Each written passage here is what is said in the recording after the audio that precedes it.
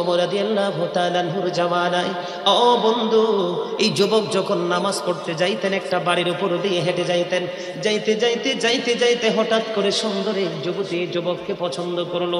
প্রতিদিন যখন নামাজের দিকে রওনা হয় ওই যুবকটা প্রতিদিন তাকে প্রেম আকাঙ্ক্ষা দেখায় যুবতীটা, কিন্তু যুবক আল্লাহওয়ালা ফরেজগার, ওই যে আল্লাহ রাব্বুল আলামিন সূরা আনকাবুতের মধ্যে বলেছে বন্ধুরে আবার ইন্না সলাতা তানহা আনিল ফাহশাই ওয়াল মুনকার, নামাজ মানুষকে খারাপ কাজ থেকে বাঁচিয়ে রাখে বলেছেন কে?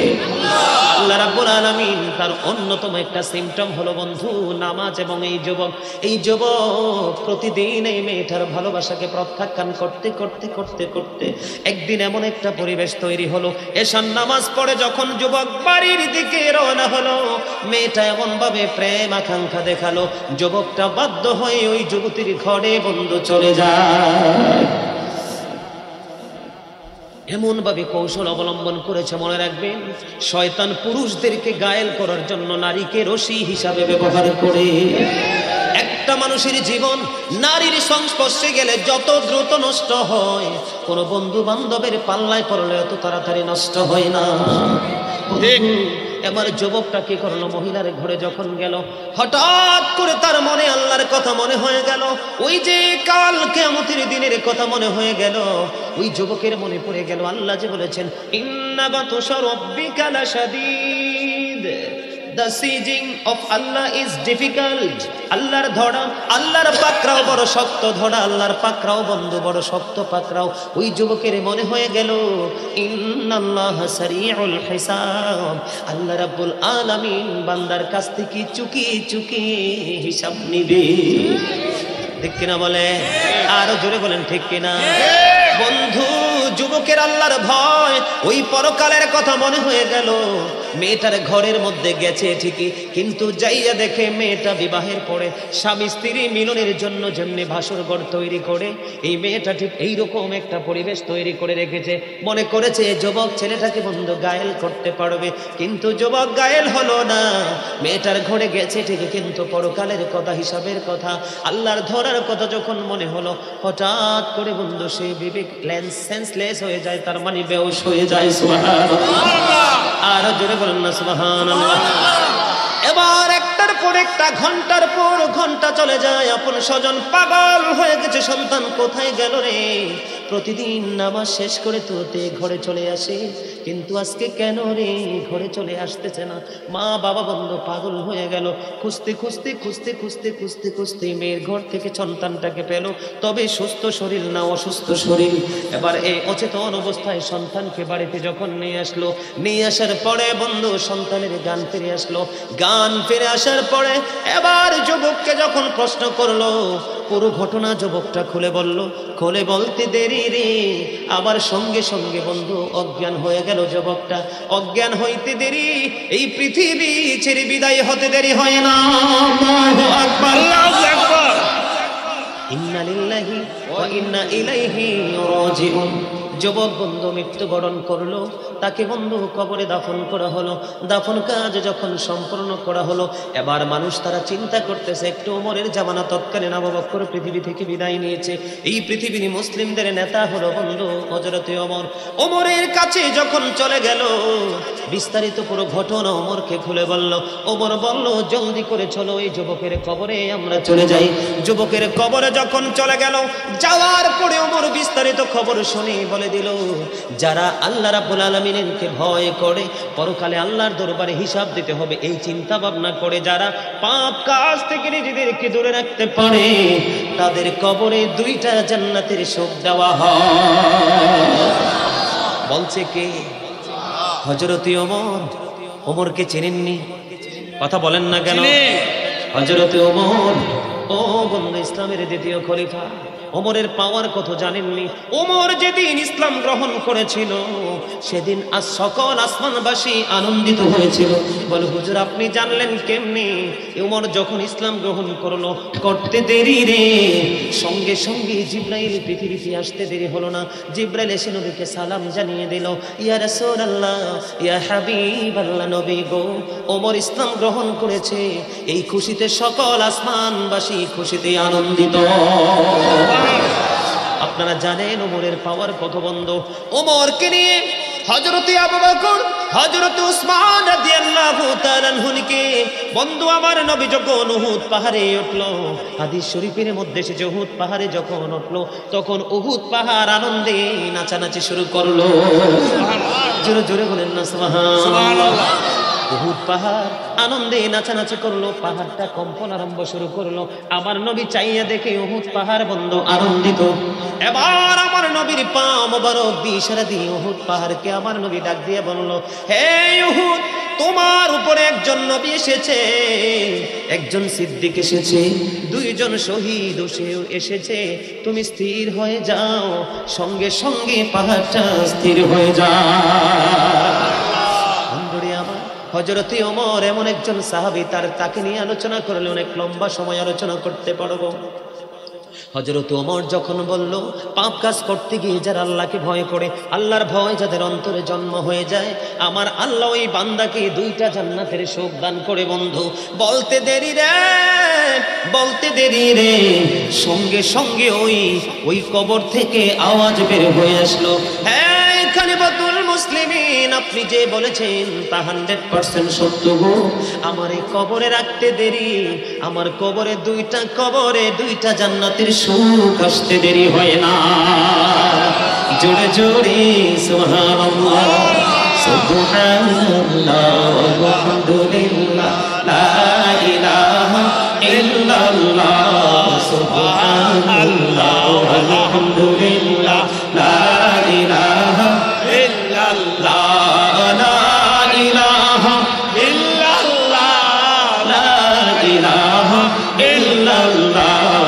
নবী আমার নূরের পুতুল, জগৎ করলেন উজালা। নবী আমার নূরের পুতুল, জগৎ করলেন উজালা। রোজ হাসরে করবেন তিনি উম্মতের ফায়সালা। সুবহানাল্লাহ, আলহামদুলিল্লাহ, লা ইলাহা ইল্লাল্লাহ, লা ইলাহা ইল্লাল্লাহ, লা ইলাহা ইল্লাল্লাহ। নবীর সাথী নবী সাইয়া যারে আল্লাহ পাঠাইলা। নবীর সাথী নবী সাইয়া যারে আল্লাহ পাঠাইলা। নিজে আল্লাহ দোস্ত বলে তাহার প্রেমে মজিলা। সুবহানাল্লাহ, আলহামদুলিল্লাহ, লা ইলাহা ইল্লাল্লাহ, লা ইলাহা ইল্লাল্লাহ, লা ইলাহা ইল্লাল্লাহ। আরশ কুরসি লৌহ কলম সৃষ্টি জাহান ওসিলা। আরশ কুরসি লৌহ কলম সৃষ্টি জাহান ওসিলা। নিজে আল্লাহ খুশি হইয়া নাম রাখলেন হাবিবুল্লাহ। সুবহানাল্লাহ, আলহামদুলিল্লাহ, লা ইলাহা ইল্লাল্লাহ, লা ইলাহা ইল্লাল্লাহ, লা ইলাহা ইল্লাল্লাহ, লা ইলাহা ইল্লাল্লাহ, মুহাম্মাদুর রাসূলুল্লাহ সাল্লাল্লাহু আলাইহি ওয়াসাল্লাম। আপনারা পৃথিবীতে বাংলাদেশের বিভিন্ন জেলায় যখন যাই তখন দেখি মাহফিল ভর্তি থাকে। আমার বিশেষ করে আমার মাহফিল তো মুরব্বী, কিন্তু আজকেরই মাহফিলে দেখতে পাচ্ছি ম্যাক্সিমামই যুবক। যুবকদের জন্য একটা গড নিউজ আছে, যেহেতু তোমাদের উপস্থিতিটা অত্যন্ত চমৎকার। যুবকদের জন্য একটা নিয়ামতের খবর হলো, একটা এক্সাম্পল আমি দিব, তারপরে আমি আমার আলোচনায় যাব। এই পৃথিবী থেকে আমার দিকে তাকান, এই পৃথিবী থেকে চাঁদ মাত্র, এই যে আপনাদের এই দুর্গাপুরের জমিন থেকে চাঁদ মাত্র 1,40,000 মাইল দূরে। কত হাজার? 1,40,000। মুখস্থ করে রাখেন, এই পৃথিবী থেকে চন্দ্র মাত্র 1,40,000 মাইল দূরে। 1969 সনে নীল আর মস্ট্রং $50 লক্ষ কোটি ব্যয় করে 2 বন্ধুকে সঙ্গে নিয়ে চাঁদের দেশে গিয়েছিলেন। চাঁদের দেশে গিয়ে ওখান থেকে তিনি বিন্দু পরিমাণ বালুকণা নিয়ে পৃথিবীতে ফিরে এসেছিলেন। আর আপনার আমার নবী সরকারে মদিনা। এই জন্য আমি সবসময় বুকে হাত দিয়ে বলি, I am very successful person, I am the great person. আপনাদেরকে বলবো, you are very good person, you are successful person. কেন জানেন? আপনারা নিশ্চয়ই মদিনাওয়ালার প্রেমিক, প্রেমের মাধ্যমে আপনারা আল্লাহকে চান। এই জন্য আপনাদের উপস্থিতি এত সুন্দর। জোরে জোরে বলেন আমিন। আমার আপনার নবী এই পৃথিবী থেকে ইশারা করতে দেরি 1,40,000 মাইল দূরে চাঁদটা দুটো টুকরা হতে দেরি হয় না। আর সূর্য পৃথিবী থেকে, এই পৃথিবী থেকে সূর্য 9,13,00,000 মাইল দূরে সূর্য। সূর্যের আলো পৃথিবীতে আসতে সময় লাগে মাত্র 8 মিনিট 20 সেকেন্ড। প্রতি সেকেন্ডে 1,86,000 মাইল বেগে পৃথিবীর দিকে ছুটে আসে সূর্যের আলো। অনেক আবরণ ভেদ করে সূর্যের আলো এসে মাথায় লাগে। আমরা কিন্তু অনেক সময় বিল্ডিং এ থাকিও কিন্তু সন্ধ্যার পরে আর থাকতে পারি না। এত প্রখর, এত তীব্র ছিল সূর্যের তাপ। এটা ছাদতে এমন ভাবে আপন করে ধারণ করেছে, সন্ধ্যার পরে কিন্তু এটা রোমের মধ্যে সার্ভিস দিতে থাকে। ঠিক কিনা বলে? এত আবরণের মধ্য দিয়ে সূর্যের আলো পৃথিবীর দিকে ছুটে আসে, আমরা কিন্তু সহ্য করতে পারি। মনে মনে ভাবতে পারো, যুবক হুজুর আপনি সূর্যের কিরণের কাছে কেন চলে গেলেন? রে দুর্গাপুরের যুবক, এই কুমিল্লা দুর্গাপুরের যুবক, তোমাদের নসিব খুবই খুশনসিব। তোমরা জানো না তোমাদের নসিব বদনসিব নয়। আমার মনে হয় আগামী দিনে তোমাদেরকে নিয়ে কল্যাণ আশা করা যায়। কারণ গতকালকে প্রোগ্রাম করেছিলাম সুয়াগাজী ফকিরামুরা, সেই মাহফিলে গিয়ে দেখলাম যুবকদের উপচে পড়া ভিড়। তখনও আমি যুবকদেরকে এই মেসেজটা শুনিয়েছিলাম, কারণ বর্তমানে যুবকগুলো ম্যাক্সিমামই নষ্ট এবং দুষ্ট এবং পথভ্রষ্ট।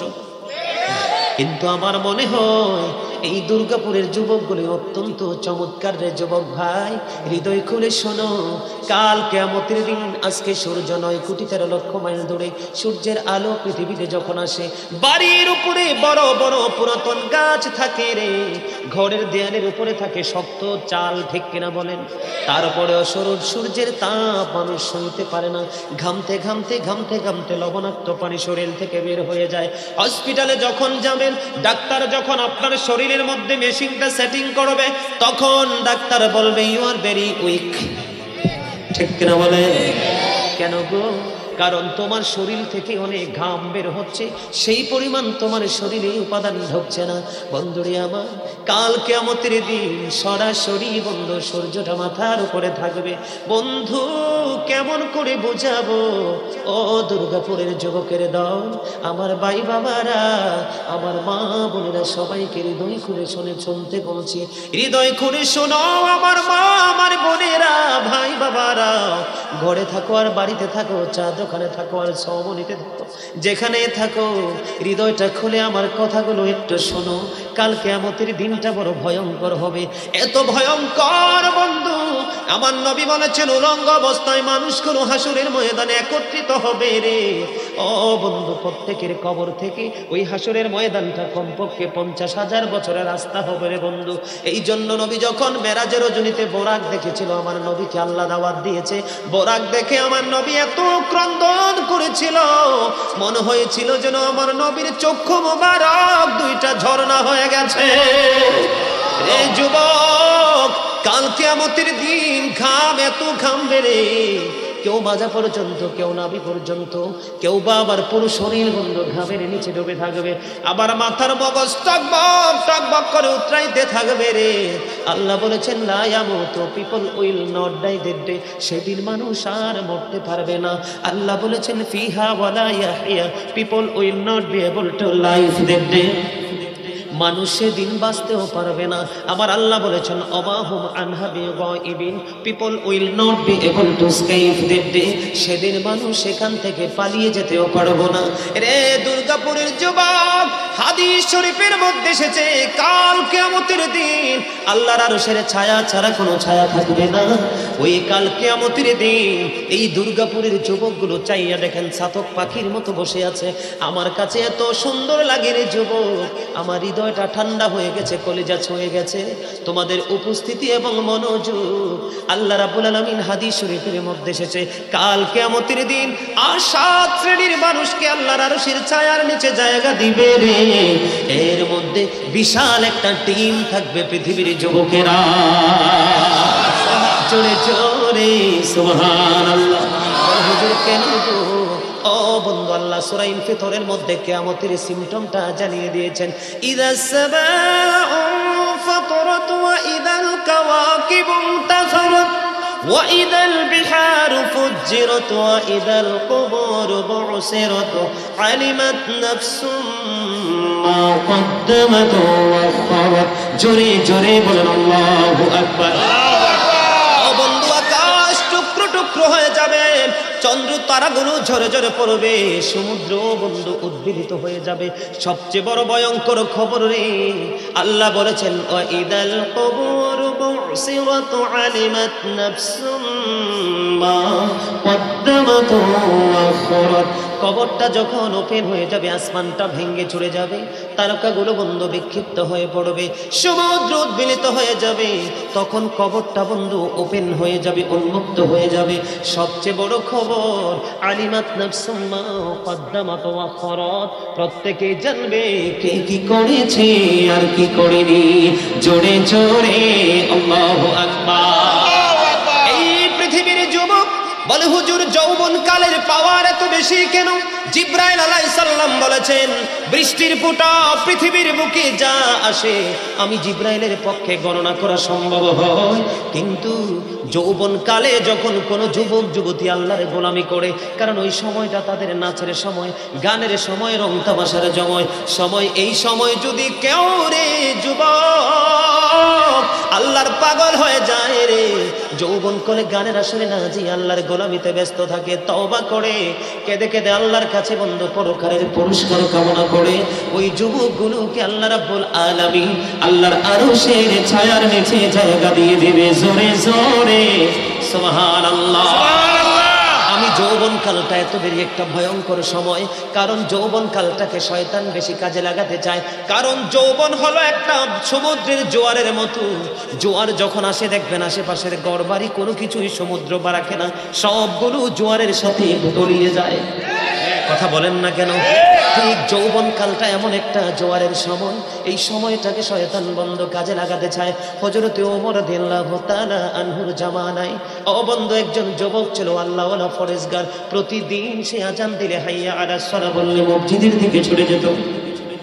এখন যাইতে যাইতে যুবকটা তো তাগড়া জোয়ান ছিল, এত চমৎকার ছিল, এত বডি ফিটনেস সুন্দর ছিল, এটা কিন্তু আমি দোষের কিছু মনে করি না বন্ধু। একটা যুবককে একটা যুবতী ভালোবেসে আই লাভ ইউ বলবে, একটা যুবক আরেকটা যুবতীকে ভালোবেসে আই লাভ ইউ বলবে, এটা দোষের কিছু নয়। তবে এই আই লাভ ইউটা হতে হবে নেকা বন্ধনের পরে, বিয়ের পরে, বিয়ের আগে নয় বন্ধু। ছোট্ট করে এই যুবকদেরকে আমার মনে হয় ওয়াজ করলে তারা শুনবে এবং তাদের ব্রেইনের মধ্যে সেট আপ দিতে পারবে। বর্তমানে ইনশাআল্লাহ আপনারা সবাই দয়া করে একটু সামনের দিকে আসেন, দেখেন পিছনের অবস্থা একেবারে খারাপ, একেবারে 100% ফিল আপ। আপনারা সবাই সামনের দিকে আসেন, আসেন। এই সুযোগে যারা বাড়ি যাবেন চলে যান। কি লাড়াচাড়া একবারে দিলে ভালো না? কথা বলেন না কেন? একটু লাড়াচাড়া একবারে দিলেই তো ভালো, দুইবারে দিলে অসুবিধা না? পরিবেশ নষ্ট হয় না? আপনারা একদম কাছাকাছি হয়ে বসেন, আসেন আসেন আসেন, সবাই একটু কাছাকাছি হয়ে বসেন। আর এই সুযোগে যাদের বাড়ি যাওয়ার খেয়াল আছে তারা বাড়ি চলে যান। আসেন, তাড়াতাড়ি করে আসেন না, আরে তাড়াতাড়ি করে আসেন সবাই, আমার তো আলোচনা অনেক বাকি রয়েছে। আসেন আসেন সবাই একটু কাছাকাছি হয়ে বসেন না, কারণ সুন্নাহ কোন কাজটা আমিও বসবো, অন্য কেউ বসার সুযোগ, আমি যখন খাবো অন্য কেউ খাওয়ার সুযোগ করে দিব, ঠিক কিনা? এটাই তো আমরা আসলে আমাদের এই আদর্শ, এই সংস্কৃতি আমাদের মধ্যে না থাকার কারণেই আজকে আমাদের এই অবস্থা অত্যন্ত ভয়ঙ্কর, ঠিক কিনা বলেন? শোনেন, আমি আজকে অনেক আলোচনা নিয়ে এসেছি, কারণ আমিও কুমিল্লার, আপনারাও কুমিল্লার।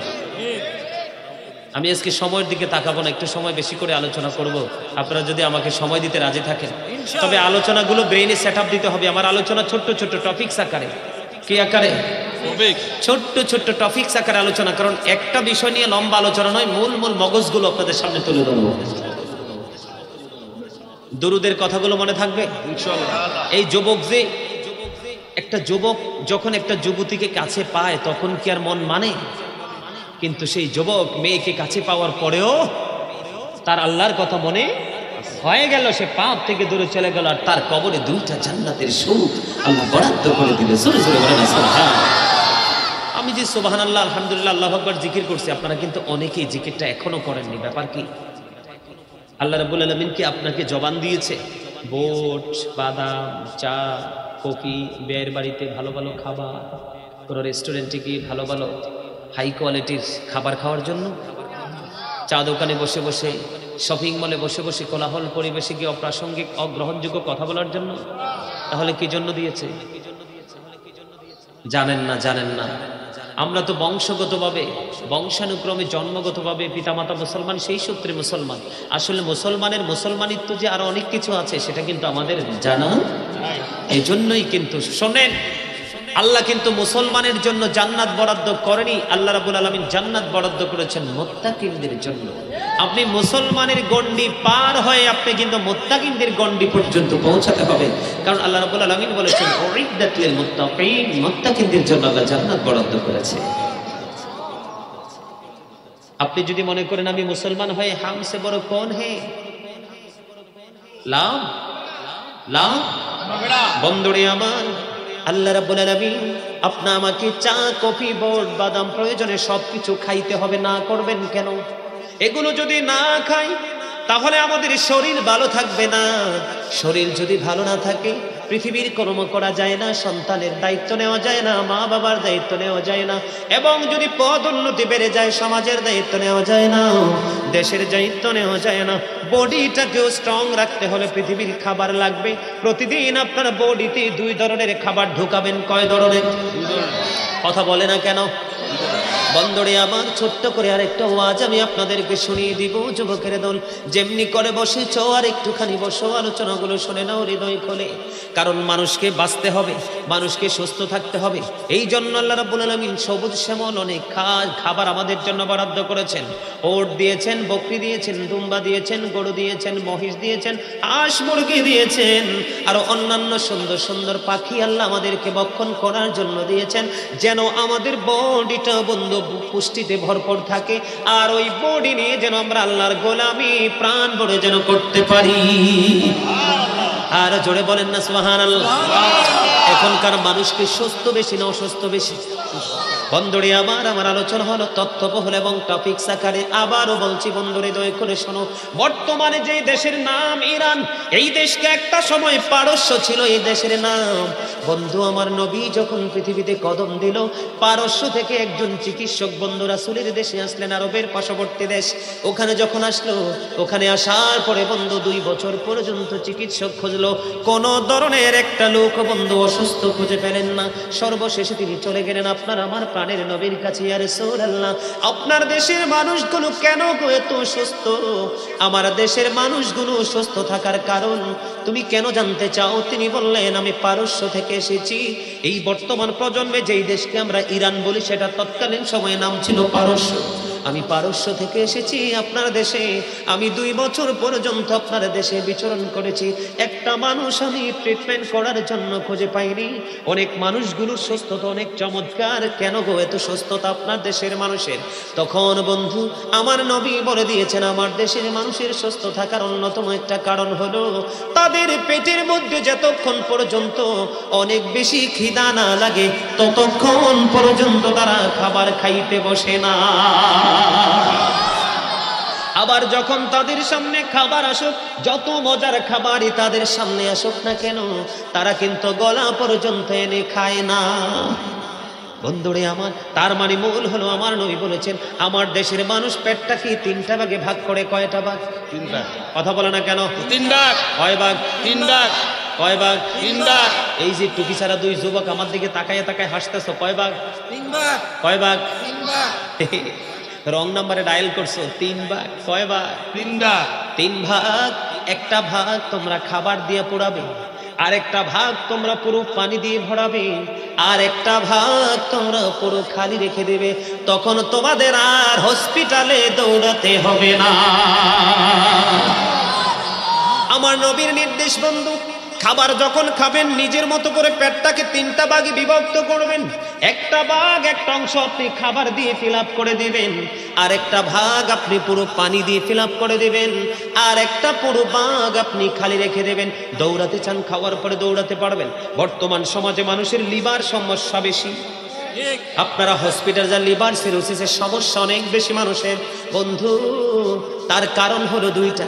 মানুষের লিভার যখন ড্যামেজ হয়ে যায়, অকেজো হয়ে যায়, তখন মানুষের বেঁচে থাকার বন্ধু সম্বল হারিয়ে যায়। বন্ধু, মানুষের লিভার হলো এমন একটা জিনিস, খাবারটাকে একেবারে ফিনিশ করে স্টমাক পর্যন্ত, পাকস্থলী পর্যন্ত পৌঁছায় দেয়। যখন আপনার খাবারটা স্টমাক পর্যন্ত পৌঁছে যাবে, তখনই আপনার পায়খানা হয়ে পৃথিবীতে আসবে। যখন আপনার পায়খানা ক্লিয়ার হবে, কোনো বিমার আপনার মাঝে থাকবে না। বন্ধুরে আমার, লিভার ড্যামেজ হওয়ার 2টা কারণ। একটা কারণ হলো বাঙালি তো হিসাব নিকাশ করে না, খাবার পাইলে শক্ত হোক নরম হোক আস্তা পেটে বুড়ায়, ঠিক কিনা বলে? লিভারকে ভালো রাখতে হলে বন্ধু নরম খাবার, লিকুইড খাবার খেতে হবে, খাওয়ার পরে অনেক বেশি পানি পান করতে হবে। 2টা কারণে লিভার ড্যামেজ হয়ে যায়। একটা হলো বন্ধু, আমরা অনেক বেশি খাই এই পর্যন্ত, গলা পর্যন্ত, ঠিক কিনা বলে? যখন একটা মানুষ গলা পর্যন্ত খাবার খাবে, তখন 4টা কদম হাঁটতে মন চাইবে না, তখনই সে বিছানায় শুয়ে যাবে। আপনারা খাবার খাওয়ার পরে কমপক্ষে বন্ধু 40টা কদম হাঁটবেন, একটু এক্সারসাইজ করবেন বন্ধুরে আমার। তখন আপনার খাবারটা বন্ধু একটা রাইন, একটা প্রসেসিং হয়ে যাবে, স্টমাক পর্যন্ত পৌঁছে যাবে বন্ধুরে আমার। তখন আপনি যখন হাঁটবেন, খাবারটা নিচে চলে যাবে, তখন আপনার লিভারটা কন্টিনিউ স্ট্রং থাকবে, তখন আপনার জীবন থাকবে সুন্দর, কোনোদিন খাবারের অরুচি আসবে না। এই জন্য আপনাদেরকে বলে দিব, খাবার খাবেন অল্প, শোয়ার ইচ্ছা জাগবে না, খাবার খেয়ে কাজে যেতে পারবেন, দৌড়াতে পারবেন, যে ঠিক কিনা বলেন? আরেকটা সমস্যা হলো, সকল রোগের উৎপত্তি স্থল হলো মানুষের পাকস্থলী, স্টমাক। কি? মানুষের যে পাকস্থলী, সব রোগের কেন্দ্রবিন্দু হলো মানুষের পাকস্থলী, মানুষের স্টমাক। ও বন্ধু, খাবার যখন খাবেন, চা খান, দুধ খান, ভাত খান, কখনোই নাকের নিঃশ্বাস এবং ফু দিবেন না। মনে রাখবেন নি? কি করবেন না? কখনোই চা খাওয়ার সময় অনেকে এমনি ফু দেয় না। ফু কি, হাওয়া কি ভিতর থেকে আসে না বাহির থেকে? সকল রোগের কেন্দ্রস্থল হলো মানুষের পাকস্থলী, মানুষের স্টমাক। বন্ধু, এই জন্য নাকের এবং মুখের হাওয়া কখনোই খাবারে যেন না লাগে। এই 2টা কাজ করবেন। খাবার অল্প খাবেন, খাওয়ার পরে হাঁটাচলা করবেন বন্ধু।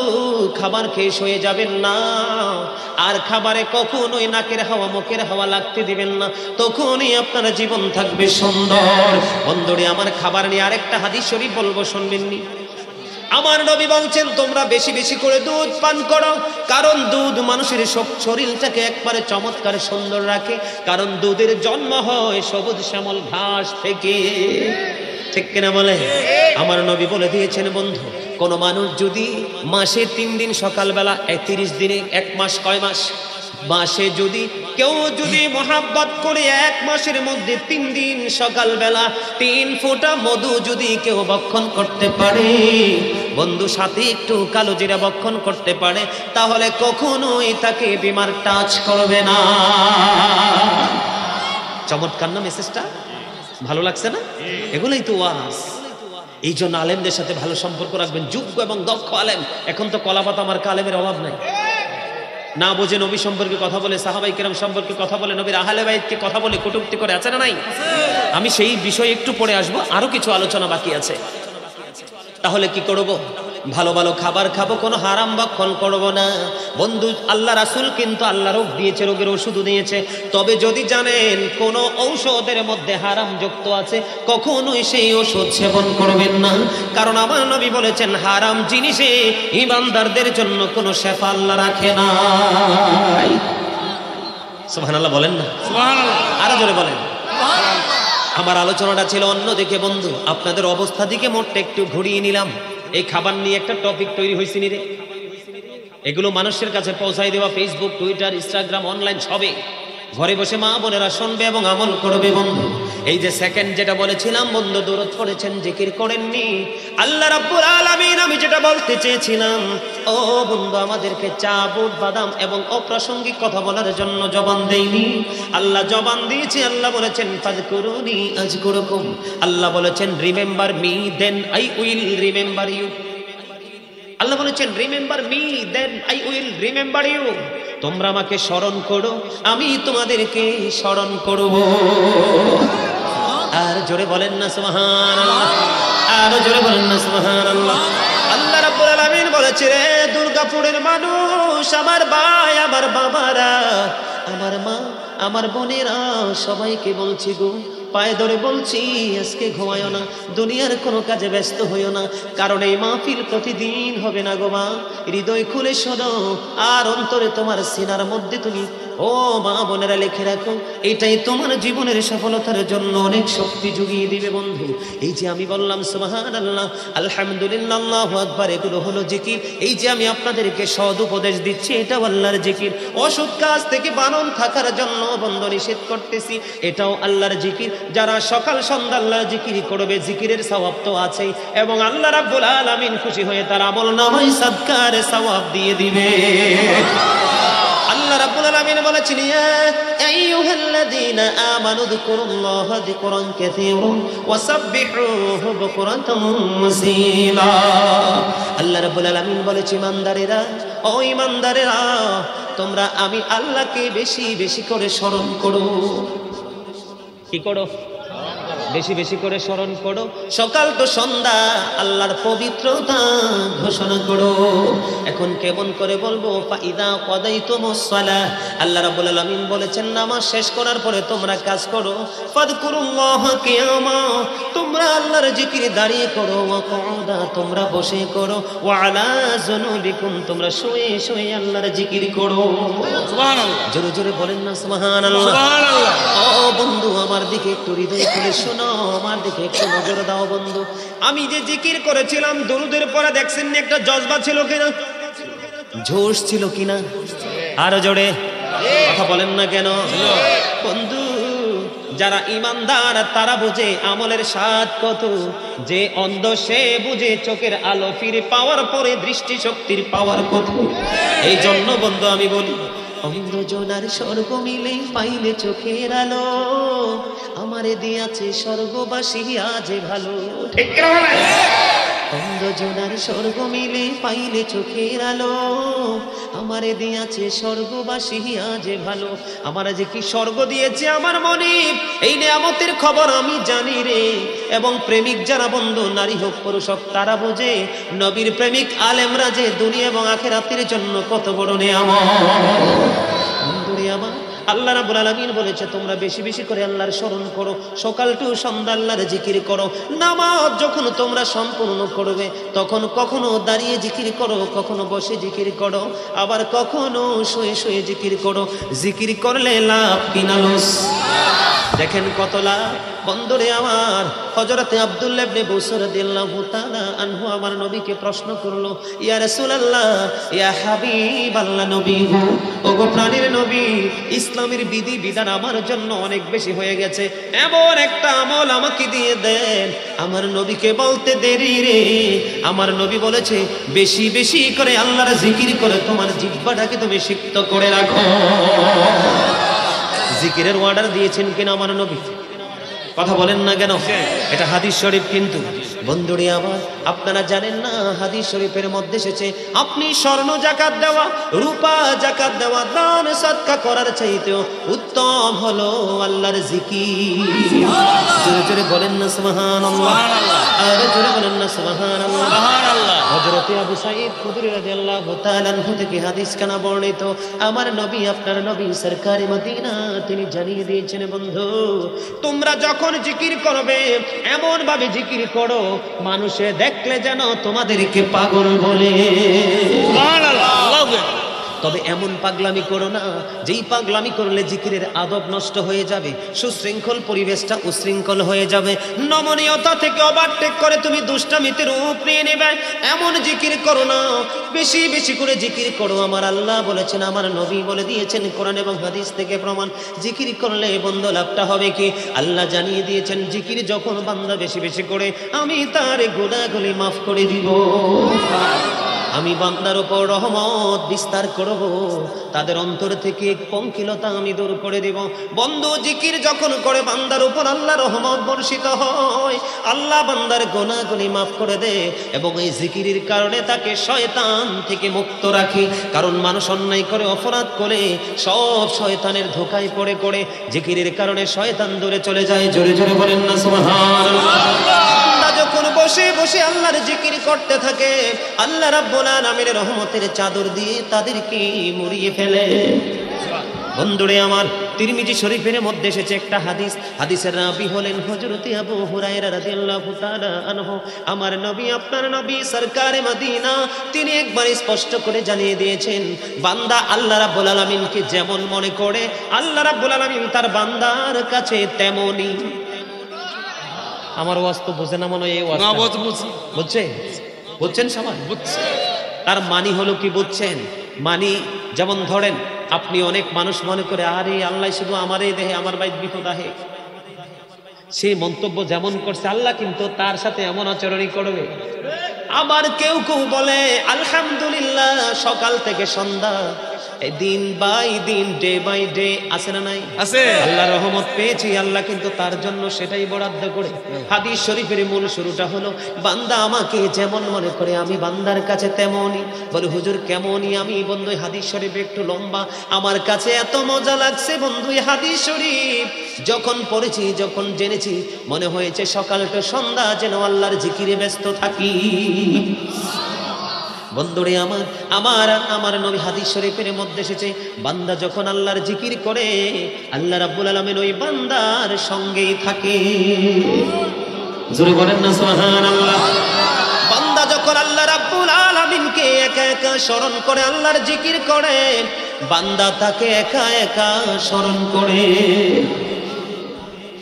বান্দা যখন আল্লাহর দিকে এক বিঘা এগিয়ে যায়, কয় বিঘা? বান্দা যখন আল্লাহর দিকে এক বিঘা এগিয়ে যায়, হাদিস শরীফ প্রমাণ করে আল্লাহ রাব্বুল আলামিন ওই বান্দার দিকে এক গজ এগিয়ে আসে। বন্ধুরে আমার, আজকে আমাদের এটা কি জলসা কিনা?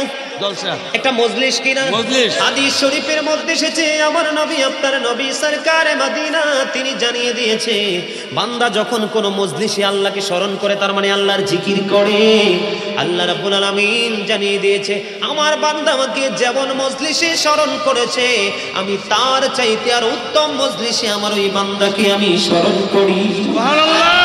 বান্দা যখন এক হাত আল্লাহর দিকে এগিয়ে যায়, আল্লাহ রাব্বুল আলামিন বলেছেন, আমি আমার বান্দার দিকে দুই হাত এগিয়ে আসি। সুবহানাল্লাহ। জোরে জোরে বলেন না সুবহানাল্লাহ। বন্ধু, সবচেয়ে মজার খবর, ওই যে দেখেন আমার যুবক ভাইয়েরা পিছন দিক দিয়ে ধীরে ধীরে হেঁটে হেঁটে, কদম হাঁটি হাঁটি, পা পা করে বন্ধু জান্নাতের কদমের দিকে আসছে। মাহফিলটা আমি যখন এসেছি, প্যান্ডেলটা এলোমেলো, একবারে অল্প ছিল মানুষ, এখন দেখেন পুরো রাস্তা পর্যন্ত চলে গেছে। ও বন্ধু, ধীরে ধীরে তারা পায়ে হেঁটে হেঁটে আসছে কিনা? হাদিস শরীফের শেষের অংশে আমার নবী বলে দিয়েছে, বান্দা যখন আমার দিকে পায়ে হেঁটে হেঁটে আসে জিকিরের জন্য, আমি আমার বান্দার দিকে দৌড়ে দৌড়ে আসি। সুবহানাল্লাহ। তার মানে বান্দা যত দ্রুত আমি আল্লাহকে পাই, আমি আল্লাহকে কাছে নিতে চাই, আমি আল্লাহ তার চাইতে অনেক গুণ বেশি দ্রুত গতিতে তাকে আপন করে নেই। জোরে জোরে বলেন না সুবহানাল্লাহ। এই জন্য আরেকটু জিকির করব, করবেননি? হাসবি রব্বি জাল্লাল্লাহ মা ফি কলবি গায়রুল্লাহ, হাসবি মুহাম্মদ সাল্লাল্লাহ, লা ইলাহা ইল্লাল্লাহ, নূর মুহাম্মদ সাল্লাল্লাহ, লা ইলাহা ইল্লাল্লাহ।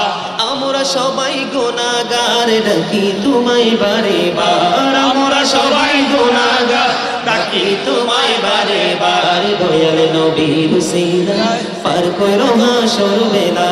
হাসবি রব্বি জাল্লাল্লাহ মা ফি কলবি গায়রুল্লাহ, নূর মুহাম্মদ সাল্লাল্লাহ লা ইলাহা ইল্লাল্লাহ নূর মুহাম্মদ সাল্লাল্লাহ লা ইলাহা ইল্লাল্লাহ আল্লাহ তুমি নিরাকার নাই তোমার আকার সাকার আল্লাহ তুমি নিরাকার নাই তোমার আকার সাকার কোন নামে ডাকিব তোমায় বলে দাও মাবুদ আল্লাহ হাসবি রব্বি জাল্লাল্লাহ মাফি কলবি গায়রুল্লাহ নূর মুহাম্মদ সাল্লাল্লাহ লা ইলাহা ইল্লাল্লাহ নূর মুহাম্মদ সাল্লাল্লাহ লা ইলাহা ইল্লাল্লাহ আমার আল্লাহ আল্লাহ আল্লাহ লা ইলাহা ইল্লাহ আল্লাহ আল্লাহ আল্লাহ লা ইলাহা ইল্লাহ না জানি তো বাইতে নৌকা না জানি সাঁতার ইয়া রাসূলুল্লাহ না জানি তো বাইতে নৌকা না জানি সাঁতার হায়রে দয়া করে পার করিও জাহান্নাম জানবীজি আল্লাহ আল্লাহ আল্লাহ লা ইলাহা ইল্লাহ আল্লাহ আল্লাহ আল্লাহ লা ইলাহা ইল্লাহ মনি চায়রিয়া যাইতাম সোনার মদিনা ইয়া রাসূলুল্লাহ মনি চায়রিয়া যাইতাম সোনার মদিনা ও বুঝ মনে রে বুঝাই যত ও বুঝ মনে রে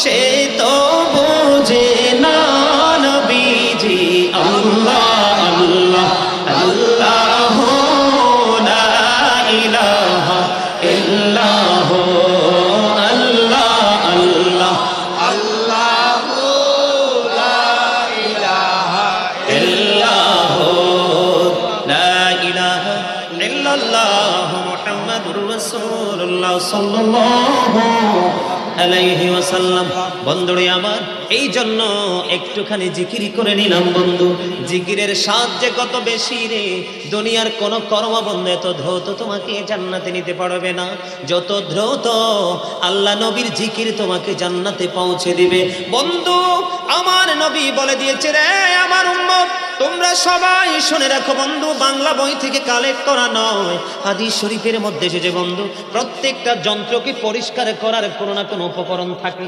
জি কথা বলেন না কেন থাকে। প্রত্যেকটা জিনিসকে ক্লিয়ার করার জন্য ক্লিন করার জন্য বন্ধু যন্ত্র থাকে রে রে যুবকের দল ও যুবক বন্ধু তোমাদের জন্য আমার বুক ভরা ভালোবাসা এবং সারা জীবন তোমাদের জন্য দোয়া থাকবে বন্ধু আমার কুমিল্লার যুবকেরা এই দুর্গাপুরের যুবকেরা মাহফিল প্রেমিক এত রে আমার এটা জানা ছিল না বন্ধু সত্যিকার অর্থে মনে মনে ভাবছিলাম যে আমার মাহফিলে মানুষ আসবে কিনা আমাকে চিনে কিনা কারণ আমার প্রোগ্রামগুলো বন্ধু সবগুলো বন্ধু দূরে দূরে বিভিন্ন জেলায় জেলায় কাছে প্রোগ্রাম খুব কম করি বন্ধু আমি তোমাদেরকে বলে দিতে চাই আমার নবী বলে দিয়েছেন বন্ধু মানুষের মনের ঘরের ময়লাগুলো পরিষ্কার করার সবচেয়ে শক্তিশালী যন্ত্র হলো আমার মাওলার জিকির সুবহানাল্লাহ সুবহানাল্লাহ ওয়ালহামদুলিল্লাহ লা ইলাহা ইল্লাল্লাহ সুবহানাল্লাহ ওয়ালহামদুলিল্লাহ লা ইলাহা ইল্লাল্লাহ লা ইলাহা ইল্লাল্লাহ লা ইলাহা ইল্লাল্লাহ শাহাদাতি বাণী ঠোঁটে আসিলেন কামলি বলা শাহাদাতি বাণী ঠোঁটে আসিলেন কামলি বলা মকতে ফুটিল রবি নরে নিন্ন রে আলা সুবহানাল্লাহ আলহামদুলিল্লাহ লা ইলাহা ইল্লাল্লাহ লা ইলাহা ইল্লাল্লাহ লা ইলাহা ইল্লাল্লাহ নবী আমার নূরের পুতুল জগৎ জগৎ করলেন ও জালা নবী আমার নূরের পুতুল জগৎ করলেন ও জালা রোজ হাসরে করবেন তিনি উম্মতের ফায়সালা সুবহানাল্লাহ আলহামদুলিল্লাহ লা ইলাহা ইল্লাল্লাহ মুহাম্মাদুর রাসূলুল্লাহ সাল্লাল্লাহু আলাইহি ওয়াসাল্লাম জিকিরেতে মাওলা রাজি দিল হবে রোশন আল্লাহু আল্লাহু জিকির করো সর্বক্ষণ বলেন জিকিরেতে মাওলা রাজি দিল হবে রোশন জিকিরেতে মাওলা রাজি দিল হবে রোশন আল্লাহু আল্লাহু জিকির করো সর্বক্ষণ হায়রে আল্লাহ। এবার আল্লাহর নবী ডাক দিয়া বলে রে কৃষক সুবহানাল্লাহ বলার কারণে তোমার আমলনামায় যে সওয়াব দেওয়া হয়েছে এই সওয়াব যদি আমায় দিতে তুমি রাজি হও আমার বাদশাহী রাজত্ব তোমায় দিতে প্রস্তুত। এখানে আমি সুবহানাল্লাহ জিকিরের ফজিলত বোঝানোর জন্য বন্ধ বলছি। সুবহানাল্লাহ বলছেন আল্লাহর জিকির, আলহামদুলিল্লাহ বলছেন আল্লাহর জিকির, লা ইলাহা ইল্লাল্লাহ বলছেন আল্লাহর জিকির, আল্লাহু আকবার বলছেন আল্লাহর জিকির। আমার নবী বলেছেন তোমরা যখন জান্নাতের বাগানে আসা যাও করো তখন ওখান থেকে তোমরা ফল খেয়ে নিও। নবী গো এই জান্নাতের বাগানের ফলটা কি? আমার নবী জানিয়ে দিল এই জান্নাতের বাগানের ফল হলো মনিবের জিকির। সৎ কাজের আদেশ এটাও জিকির, অসৎ কাজের নিষেধ এটাও জিকির। এই জিকির আমরা করব। নামাজ আল্লাহর জিকিরের জলসা, হজ আল্লাহর জিকিরের জুলুস, যেটা একই জায়গায় বসে এবং দাঁড়িয়ে সম্পন্ন করা হয় এটাকে বলা হয় আল্লাহর জিকিরের জলসা, যেমন নামাজ। আরেকটা হলো যেটা বিভিন্ন জায়গা পরিদর্শন করে সম্পন্ন করা হয় এটা হলো আল্লাহর জিকিরের জুলুস, এটা আল্লাহর হজ। আল্লাহর স্মরণ আপনি যা করবেন তাই জিকির। তাহলে কৃপণতা করবেন না। মা খাতুনে জান্নাত ফাতেমার জীবনীতে এসেছে উনি যখন রান্না করতেন তখনও তিনি কোরআন তেলাওয়াত করতেন। যেই কোনো কাজ করতেন ওনার জবানে আল্লাহর জিকির থাকতো, কোরআন থাকতো। জোরে জোরে বলেন না সুবহানাল্লাহ। আমরাও চাইলে পবিত্র শরীর নিয়ে সেটা করতে। বন্ধুরে আমার, যুবকের দল, আমি তোমাদেরকে নিয়ে এক্সাম্পল হিসাবে আর একটা টপিক দিব, নিবেন কিনা? সবাই একটু হাত তুলে দেখান কে কে নিবেন। সবাই তো হাত তোলে নাই, তোতলে আরো সুন্দর দেখা যায় তো। আরে আস্তে আস্তে ওঠে কেন? একদম স্ট্রংলি আমার মতো দেখছেন নি? এতক্ষণে সুন্দর হয়েছে, ফুটন্ত ফুলের মতো, ফুটন্ত গোলাপের মতো। আরে ভাই হাতে নানাস না, ফেরেশতারা তো ওই যে রহমতের বাগানের আস্তে আস্তে এইভাবে এইভাবে বাতাসের সাথে যেমনি ঢুলে ঠিক এইভাবে। আরে ভাই এগুলো কাজে লাগবে, কিয়ামতের দিন কাজে লাগবে, এগুলো সাক্ষী হয়ে থাকবে। হাত নামাও, হাত নামাও, হাত নামাও। আল্লাহ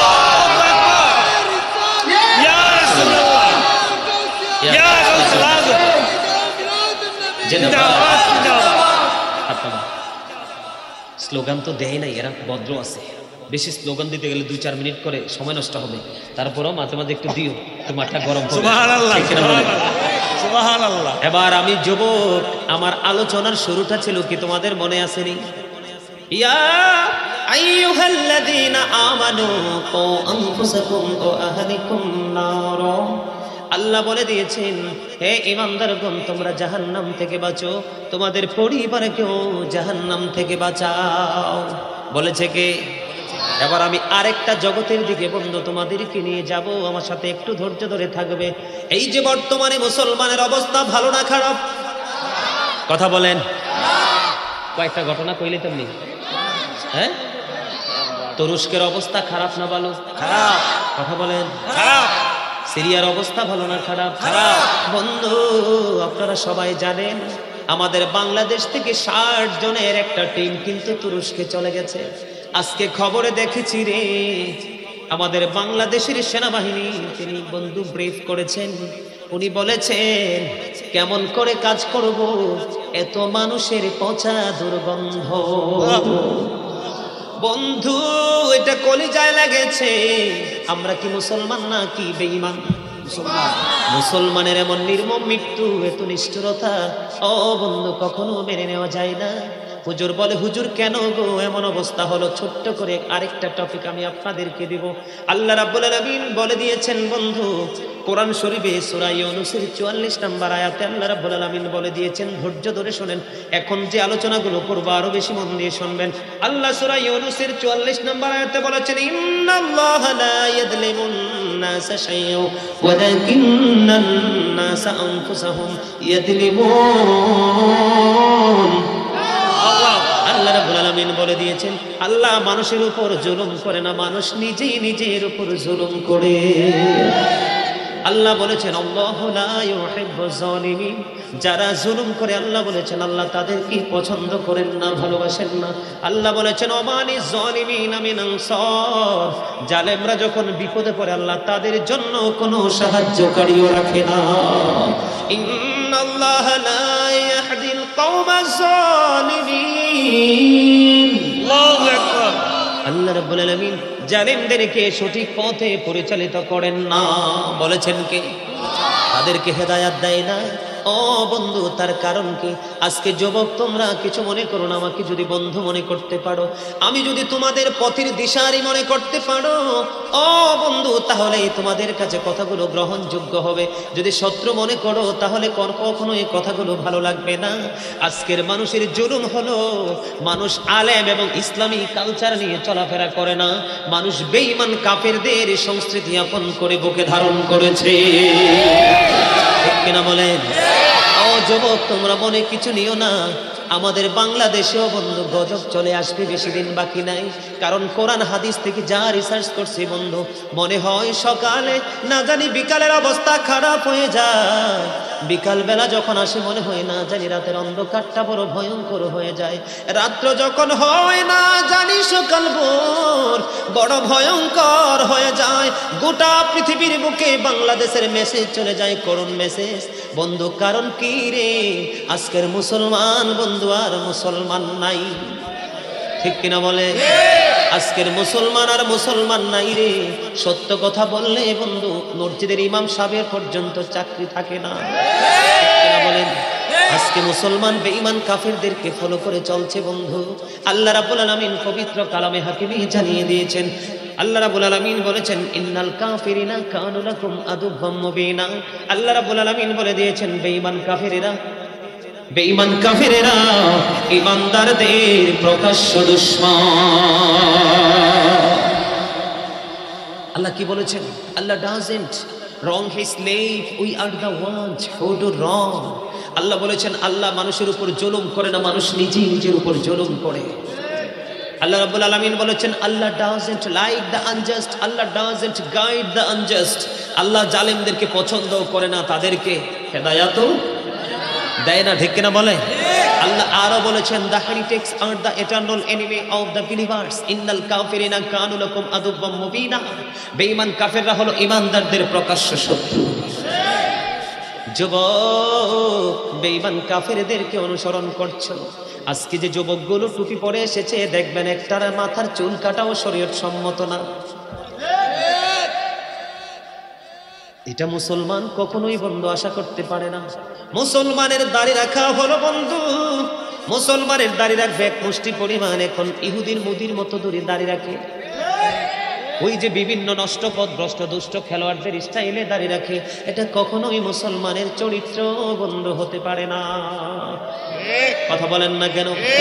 সবচেয়ে বড় ভয়ঙ্কর, কয়েক মিনিট লাগবে, একটা টপিকস আমি তোমাদেরকে দিব। আল্লাহ বলেছেন, আল্লাহ বান্দার উপর জুলুম করে না, বান্দা নিজেই নিজের উপর জুলুম করে। জুলুম যারা করে আল্লাহ বলেছেন আমি তাদেরকে পছন্দ করি না, ভালোবাসি না, এবং তারা যখন বিপদে পড়ে যাবে আমি আল্লাহ তাদের জন্য কোনো সাহায্যকারীও রাখবো না। আমি আপনাদেরকে একটু পুরনো কথা যদি মনে করিয়ে দেই বন্ধু, করোনা, ডেল্টা ভ্যারিয়েন্ট, ওমিক্রনে যত মানুষ মারা গেছে সবগুলো কোটিপতি, লাখপতি। একটা রিক্সাওয়ালা, একটা অটোওয়ালা, একটা সিএনজি ওয়ালা বন্ধু, লোকাল কোনো প্লেসে কোনো মানুষ মারা যায়নি। এসি রুমের মানুষগুলো মারা গিয়েছে, কারণ তারা কখনো হাতের জোরে, কখনো পিস্তলের জোরে, কখনো টাকার জোরে, কখনো বন্ধু কৌশলের জোরে মানুষের উপর অত্যাচার জুলুম করে টাকার পাহাড় করেছে। এই জন্য তাদের এই টাকা তাদের জীবনের নিরাপত্তা দিতে পারলো না। এই জন্য আমি বলি বন্ধু, the rich are not always happy, ধনীরা সব সময় সুখী নয়। এই ধনী যদি দুনিয়ার ধনী হয়, কারণ দুনিয়ার ধনী সম্পর্কে আল্লাহ একটা মেসেজ দিয়েছে। সূরা আলে ইমরানের 185 নম্বর আয়াত খুলে দেখবেন, লাস্টের দিকে আল্লাহ বলেছেন, ওয়াল হায়াতুদ দুনিয়া ইল্লা মাতাউল গুরুর, দুনিয়ার জীবন একটা ধোঁকা ছাড়া, প্রতারণা ছাড়া কিছুই না। আর গরিবদের দিকে যদি নজর দেই, দা পোর আর বর্ন টু সাফার, গরিবরা জন্মগ্রহণ করেছে শুধু দুঃখ ভোগের জন্য। আজকের এই বাংলার জমিনে কোনো গরিব মানুষ দুঃখ ভোগ করতো না যদি বড় লোকগুলো বন্ধু চরিত্রবান হতো। কেনা বলেন? আমার আল্লাহ বলেছেন, আমার নবী বন্ধু উত্তম চরিত্রের অধিকারী। ওয়া ইন্নাকা লাআলা খুলুকিন আযীম, you are a good character. আমার নবীর হলো উত্তম চরিত্র। এখন বর্তমানে মুসলমানের দিকে যদি আমি নজর দেই, বলতে হবে ইউ আর এ ক্যারেক্টারলেস। ঠিক কিনা বলে? আমার নবী চরিত্রবান, আমরা হলাম চরিত্রহীন। আমাদের অবস্থা বন্ধু মোটেও ভালো না। বন্ধুরে, এখনো সময় আছে, নিজেদেরকে বদলাও, নিজেদেরকে একটু শোধরাও, নাইলে এমন গজব আসবে রে বন্ধু। এই গোটা পৃথিবীর মানুষ যদি চায় রে, ওই তুরস্কের বন্ধু মানুষগুলোকে হেফাজত করতে পারবে না, সিরিয়ার মানুষকে হেফাজত করতে পারবে না। কারণ আল্লাহ বলেছেন, আল্লাহু খায়রুল মাকিরিন, আল্লাহ শ্রেষ্ঠ কৌশলের মালিক। এই আল্লাহর কৌশল জানে যদি বন্ধু কেউ ধরা পড়ে যায় রে, তাকে বাঁচানোর মতো কারো কোনো সামর্থ্য নেই, সাধ্য নেই। বন্ধু, আমি কুমিল্লার ছেলে, তোমরাও কুমিল্লার ছেলে। আমি বড় আপন করে বন্ধু আলোচনা করছি, বড় ভালোবাসা নিয়ে বন্ধু আলোচনা করছি, যেন তোমরা কথাগুলো শুনে বন্ধু হৃদয়ে ধারণ করো, আর জীবনের পরিবর্তন যেন তোমাদের আলোচনার মাধ্যমে আসে। বন্ধু, আমি একটা একটা করে তোমাদেরকে এক্সাম্পল দেব। জুলুমের মধ্যে অন্যতম একটা জুলুম যদি এখন আমি বলি, বন্ধু আমার নবী বলে দিয়েছেন, যারা চরিত্রহীন বন্ধু পায়ে ধরে বলবো, শত্রু মনে করে নয়, বাঁচানোর জন্য বন্ধু বলবো। হাদিস শরীফের মধ্যে এসেছে, মানুষের উত্তম চরিত্র মানুষের আমলগুলোকে এমন ভাবে ধ্বংস করে দেয়, যেমনি বরফে পানি লাগলে যেমনি কি হয়ে যায়, বরফ গলে যায়। জোরে জোরে বলেন না সুবহানাল্লাহ। উত্তম চরিত্র আল্লাহর কাছে সবচেয়ে বেশি পছন্দের বন্ধু। আমার নবী বলেছেন, তোমাদের মধ্যে ওই ব্যক্তি সবচেয়ে উত্তম যার চরিত্র সবচেয়ে বেশি উত্তম। আমার নবী বলেছেন, ওই স্বামীটাই পৃথিবীর বুকে সবচেয়ে বেশি উত্তম যে তার স্ত্রীর কাছে সবচেয়ে উত্তম স্বামী। আমার নবী বলে দিয়েছেন, উত্তম চরিত্র, ভালো চরিত্র মানুষের গুনাহগুলোকে এমন ভাবে ধ্বংস করে দেয় বন্ধু, যেমনি বরফে পানি লাগলে যেমনি বরফটা গলে একেবারে বন্ধু কি হয়ে যায়, লিকুইড হয়ে যায়, শেষ হয়ে যায়। আমার নবী বলে দিয়েছেন, রে দুর্গাপুরের যুবক, আমার নবী বলে দিয়েছেন, নষ্ট চরিত্র মানুষের আমলকে এমন ভাবে নষ্ট করে দেয়, যেমনি ভাবে মধুর মধ্যে সিরকা পড়লে মধুটা নষ্ট হয়ে যায়। যুবক, একটা কথাও আমার কোরআন হাদিসের বাইরে নয়, এবং সহিহ হাদিস থেকে বন্ধু সবগুলো কালেকশন করেছি। উত্তম চরিত্র আর উত্তম চরিত্র না, সেদিকে যদি একটু নজর দেই, বর্তমানে যুবক আমার সামনে ম্যাক্সিমামই পড়েছ জিন্স প্যান্ট, পড়েছে কিনা? আমি কি বলি তোমরা একটু ধৈর্য ধরে শোনো বন্ধু। সূরা আরাফের 26 নম্বর আয়াতে আমার আল্লাহ বলে দিয়েছেন, ইয়া বানি আদম قد أنزلنا عليكم لباسا يواري سوءاتكم وريشا ولباس التقوى ذلك خير। আল্লাহ বলেছেন, আদম সন্তানের জন্য আল্লাহ পোশাক দিয়েছেন লজ্জাস্থান ঢাকার জন্য, যা মানুষের সৌন্দর্য বাড়িয়ে দেয়। আল্লাহ বলেছেন, লিবাসুত তাকওয়া যালিকা খায়র, সবচেয়ে উত্তম পোশাক হলো তাকওয়ার পোশাক। এটা পুরুষের জন্য, ইমানদারের জন্য ফরজ। বন্ধু, আমি যদি ফরজ পোশাক, পুরুষের ফরজ, নারীদের শুধু ফরজ নয়, পুরুষেরও বন্ধু, পুরুষের কিন্তু পর্দা করতে হয়। পুরুষরা ইমানদার যুবকেরা এদিক দিয়ে উপর দিয়ে থাকবে নাভি বরাবর, অথবা নাভির উপরে তার পোশাকটা নিচে দিয়ে থাকবে টাকনুর উপরে। এটা হলো ইমানদার পুরুষের জন্য ফরজ পোশাক, এটা তাদের জন্য ফরজ। এখন বন্ধু, লুঙ্গি বলো, প্যান্ট বলো, ট্রাউজার বলো, পায়জামা বলো, এর মধ্যে সবচেয়ে বেশি নোংরা পোশাক হলো জিন্স প্যান্ট। এটা উপর দিয়েও থাকে, এটা উপর দিয়েও থাকে নাভির নিচে, কারণ লজ্জাস্থান দেখা যায়। নিচে দিয়েও দেখে বন্ধু, টাকনুর নিচে শরীয়তের সীমানা লঙ্ঘন হয়ে যায়। যার পোশাকটা টাকনুর নিচে চলে যাবে, তার পোশাকটা বন্ধু অবৈধ হয়ে গেছে। আমার নবী বলেছেন কিয়ামতের ময়দানে যারা অহংকার করে করে টাকনুর নিচে ঝুলিয়ে ঝুলিয়ে পোশাক পরে আমার আল্লাহ তাদের জন্য কোনো ক্ষমা নাই, তাদেরকে ক্ষমা করবে না। এই পোশাকের সবচেয়ে বড় অসুবিধা হলো বন্ধু, যখন একটা যুবক ছেলে প্যান্টটা পরে বন্ধু, এখন দেখি আবার দেখা যায় মাঝে মাঝে হাঁটুটা পুরোটা দেখা যায় সিরা প্যান্ট। এরে যুবক, কেন বুঝো না? এটা বেঈমান কাফেরদের একটা কৌশল, মুসলমানকে চরিত্রহীন বানানোর জন্য, জাহান্নামী বানানোর জন্য। যখন কোনো যুবক জিন্স প্যান্ট পরে নামাজ পড়তে যাবে বন্ধু, তার নামাজ কখনোই আল্লাহর দরবারে কবুল হবে না। বলো হুজুর কেন গো? কবুল না হওয়ার অন্যতম কারণ হলো বন্ধু, আল্লাহর বিধান হলো উপর দিয়ে নাভি বরাবর অথবা উপরে, নিচে দিয়ে থাকবে টাকনুর উপরে। তোমরা বলবে যে হুজুর নিচে দিয়ে টাকনুর উপরে বটে তুলে ফেলবো, আমি মেনে নিলাম নিচে দিয়ে বইটা তুলে ফেলবা, কিন্তু উপরটা কেমন করে বৈধ করবা? হাজার চেষ্টা করলেও উপরের দিকে উঠবে না, কারণ এই প্যানের জন্ম হয়েছে ছোট্ট হয়ে। ঠিক কথা বলেন না কেন? বলে হুজুর পড়লেও সুবিধা কি? আমার নবী মসজিদে অবস্থান করতেছেন, হঠাৎ করে এক ব্যক্তি এসে নামাজের নিয়ত করে ফেললো, হাদিস শরীফ প্রমাণ করেছে। আমার নবী বললেন তুমি উজু করে আসো। তিনি নামাজ ভেঙ্গে বন্ধু উজু করতে গেলেন, উজু শেষ করে এসে তিনি আবার নামাজের নিয়ত বাঁধলেন। আমার নবী বললেন তুমি আবার উজু করে আসো। এমনি করে করে বলতে বলতে হঠাৎ করে একজন নবীকে প্রশ্ন করলো, ইয়া রাসূলুল্লাহ, ইয়া হাবিবাল্লাহ, নবী গো কেন গো বারবার বলছেন তাকে উজু করার জন্য? আমার নবী বলতেছে কিয়ামত পর্যন্ত সে নামাজ পড়তে পারবে, আল্লাহর দরবারে নামাজ কবুল হবে না। কারণ নামাজ গ্রহণযোগ্য বানাতে হলে পোশাকেরও একটা বড় শর্ত রয়েছে। আল্লাহ রাব্বুল আলামিন যারা সীমা লঙ্ঘনকারী মিথ্যাবাদী, আল্লাহ তাদেরকে হেদায়াত দেয় না, সঠিক পথে পরিচালনা করে না। ইন্নাল্লাহা লা ইয়াহদি মান হুয়া মুসরিফুন কাযযাব। ঠিক কিনা বলে? আর জোরে। এই পোশাক পরলে মানুষের লজ্জাস্থান ঢাকা থাকে না, দেখা যায়। কথা বলেন না? এই যে দেখা গেল লজ্জাস্থান, আর একজন নারী হোক পুরুষ হোক আপনার লজ্জাস্থানের দিকে দেখলো, এই দেখার কারণে বন্ধু তার মনের করে নোংরামি তৈরি হবে। কারণ চোখের জিনা হলো দেখা। চোখের পাপ কি? আপনি নিজেও পাপ করতেছেন, অন্যকেও পাপী বানাচ্ছেন। এইটা হলো বলে হুজুর পোশাকটা আবিষ্কার করেছে কেটা? বেঈমানরা আবিষ্কার করেছে। যেমনি করে ব্রাশ আবিষ্কার করে মেসওয়াককে হত্যা করেছে, কিন্ডারগার্টেন আবিষ্কার করে সকালের ফোরকানিয়া মাদ্রাসাকে হত্যা করেছে, এখন নারী এবং পুরুষের জন্য লজ্জিত পোশাক আবিষ্কার করে মুসলমানের ঈমানকে ধ্বংস করে দিচ্ছে। তো বলেন গজব আসবে কি আসবে না?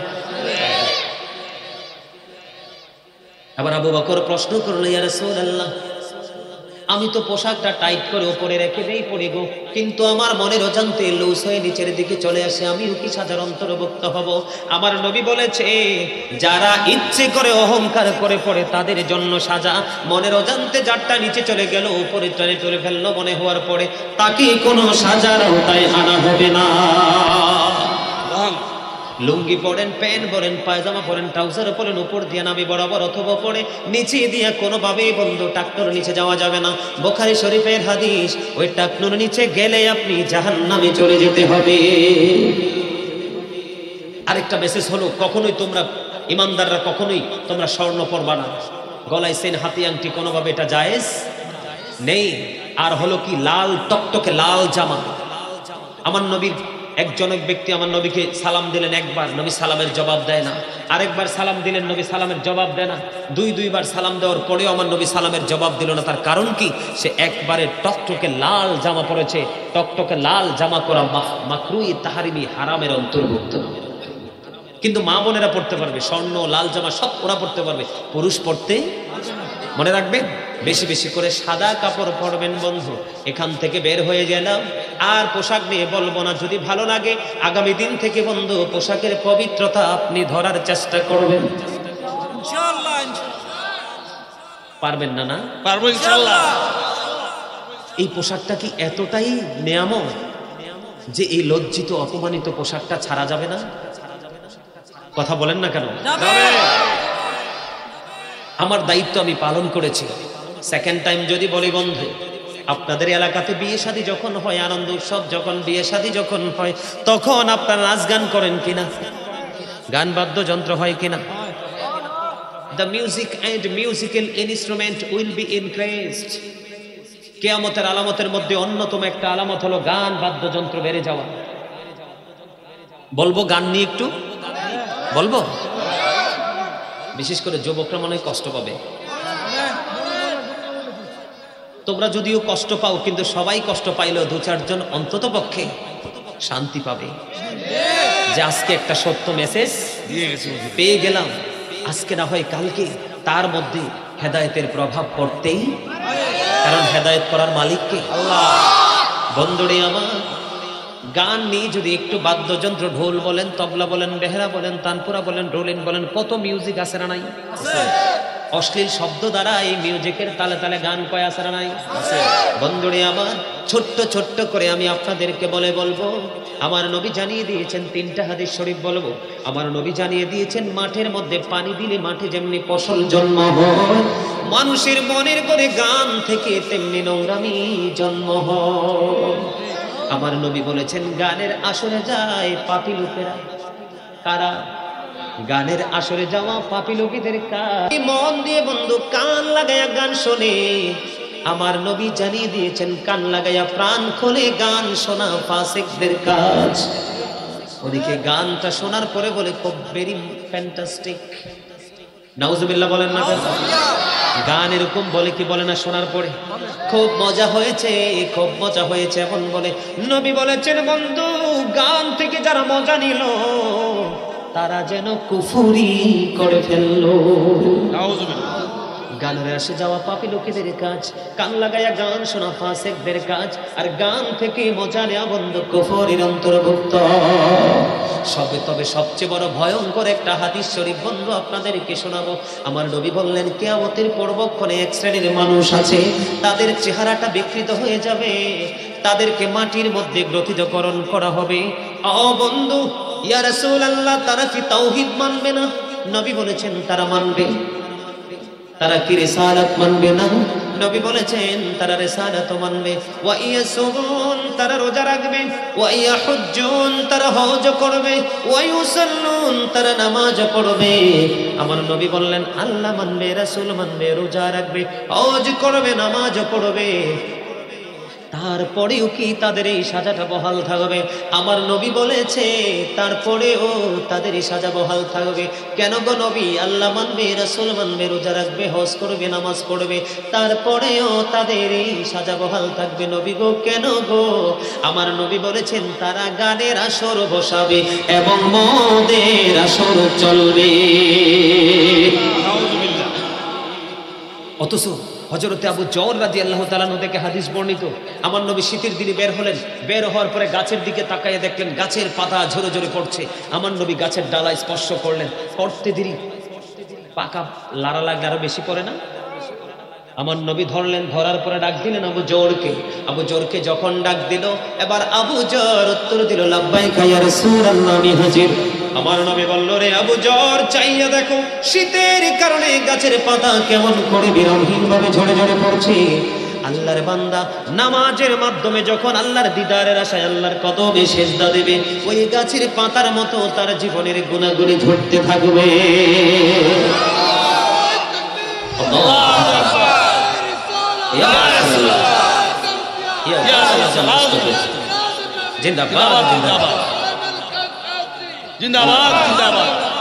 দুর্গাপুরের পক্ষ থেকে লাল গোলাপ শুভেচ্ছা পতাকা, লাল গোলাপ শুভেচ্ছা, ঠিক কিনা বলেন? ফুল ভালোবাসে না পৃথিবীতে এমন কোন মানুষ আছে? আছে? ফুল কি হালাইয়া লাভ আছে? না, ঠিক না? মারহাবা বলে, মারহাবা, আরো জোরে মারহাবা।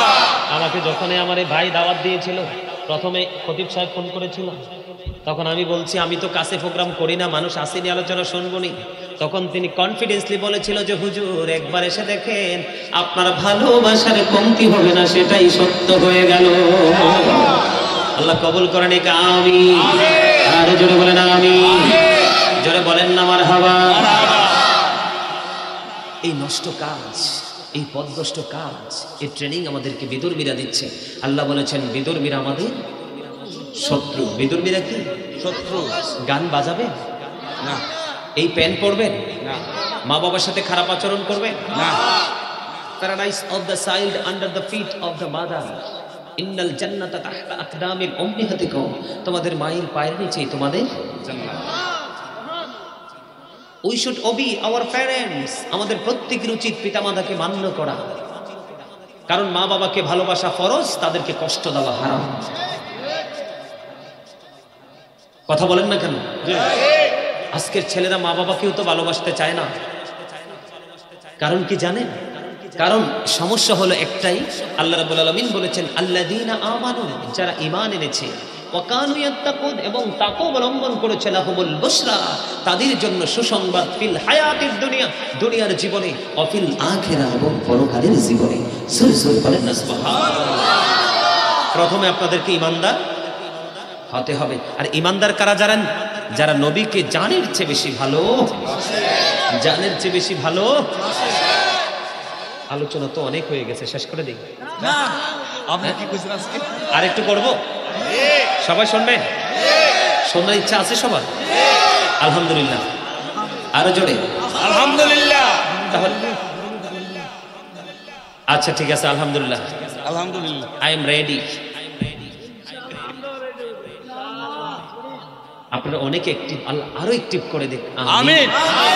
আরো জোরে বলেন আমিন। এই এমনি বুঝতে আসছে। আমার দিকে তাকান, মা বাবাকে ভালোবাসতে হবে না? জি।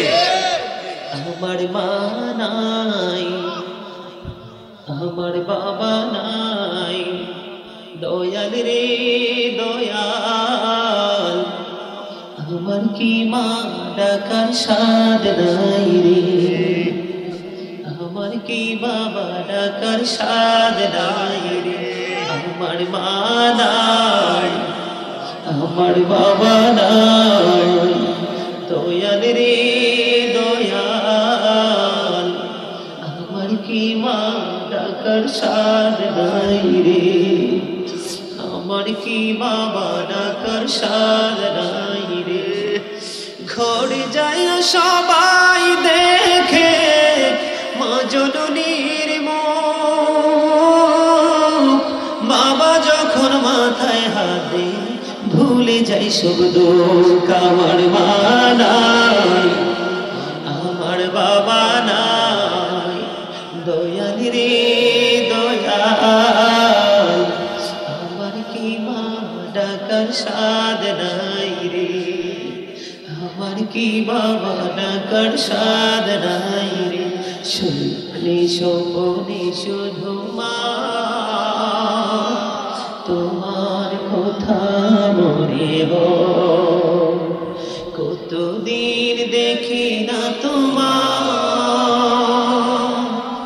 ভুলে কি গেছো আমার, ভুলে কি গেছো আমার, আদর সোহাগ মাগো আর কোথা পাবো, কারা চলে আমি নিজেকে জড়াবো, আদর সোহাগ মাগো আর কোথা পাবো, কারা চলে আমি নিজেকে জড়াবো, কার কাছে ধরবো মিছে বায়না, তোমার মতো কেহ নাই, শয়নে স্বপনে শুধু মা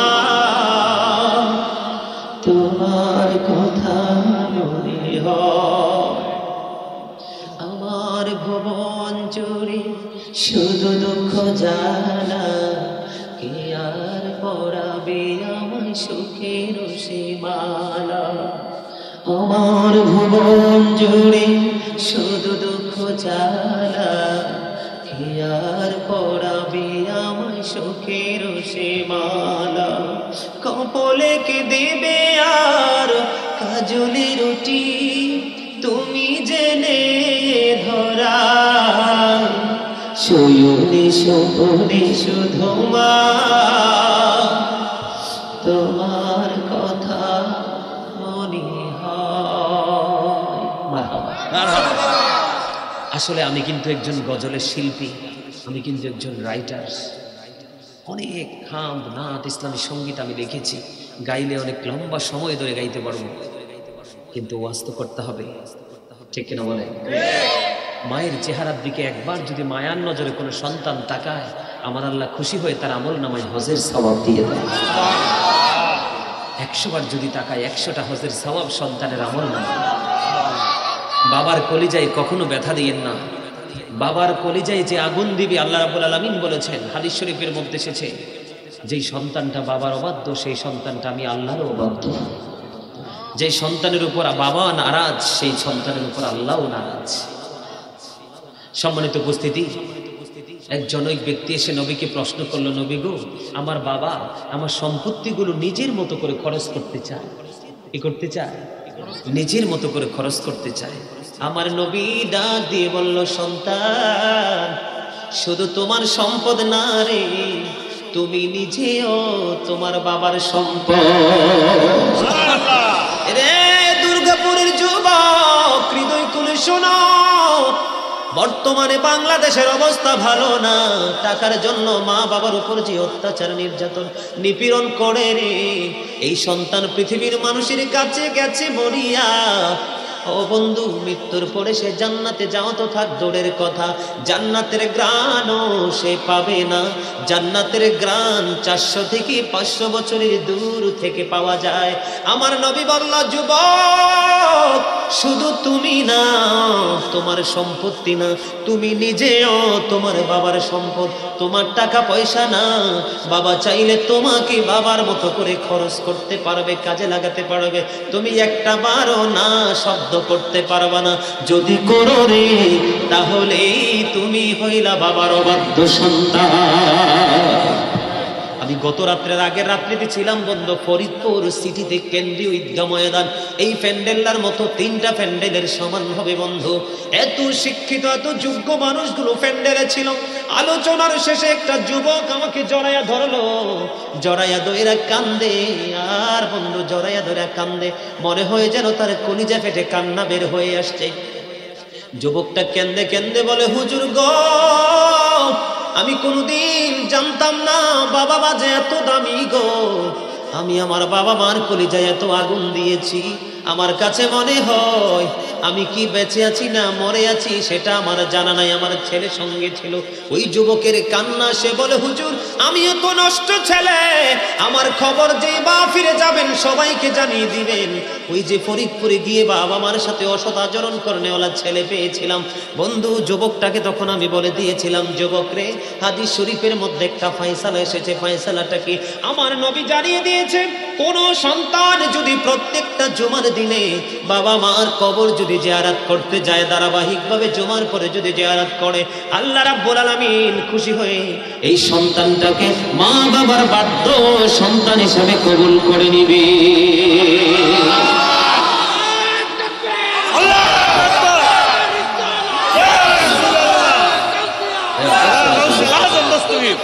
জিন্দাবাদ জিন্দাবাদ জিন্দাবাদ জিন্দাবাদ। আল্লাহ বলেছেন, ওয়া'বুদুল্লাহ ওয়া লা তুশরিকু বিহি শাইয়্যান ওয়া বিল ওয়ালিদাইনি ইহসানা। আল্লাহ বলেছে তোমরা আল্লাহর ইবাদত শাইয়্যান। আল্লাহ রাব্বুল আলামিন কি বলেছেন? তোমরা ওয়া'বুদুল্লাহ, তোমরা আল্লাহর ইবাদত, ওয়া লা তুশরিকু বিহি শাইয়্যান, আল্লাহর সাথে কোনো কিছুকে শরীক, ওয়া বিল ওয়ালিদাইনি ইহসানা, মা বাবার সাথে ভালো আচরণ। বলেছে কে? আল্লাহ। অনেক লম্বা ওয়াজ করতে পারলো মা বাবাকে নিয়ে। আমার ওয়াজই হচ্ছে টপিক আকারে। যারা বুঝবে একটুতেই বুঝবে, যারা বুঝবে না সারাদিন বুঝাইলেও বুঝবে না। ঠিক কিনা বলেন? আরো জোরে। বর্তমানে আমাদের সামাজিক ব্যবস্থা মোটেও ভালো না। আরো জোরে বলেন না। আছে না? আমরা মানুষের সাথে খুব খারাপ আচরণ করি। টাকা নিয়ে, পয়সা নিয়ে, বাড়ি নিয়ে, গাড়ি নিয়ে, জায়গা জমি নিয়ে। ঠিক কিনা বলেন? সম্মানিত উপস্থিতি, আমার দিকে তাকান।